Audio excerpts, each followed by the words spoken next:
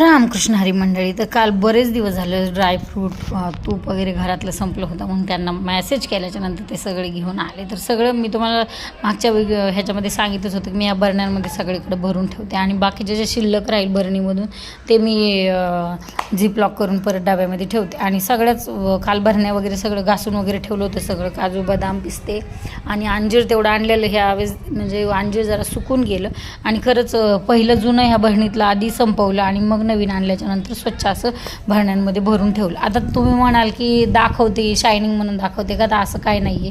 काही लोक 1000 रुपये किलोचं मटण एका दिवशी संपवतात, मग हे फक्त 4000 रुपयाचं सामान आहे, 4230 रुपयाचं. तर मग ठीक आहे ना, आपण 1000 रुपयाचं मटण एक दिवशी खाण्यापेक्षा ड्रायफ्रूट कधीही खाल्लेले चांगलेच की नाही. आणि दवाखान्यात पैसे जाण्यापेक्षा खाण्यापिण्यावर खर्च केला तर योग्य आहे की नाही सांगा. शुद्ध आहार, शाकाहार.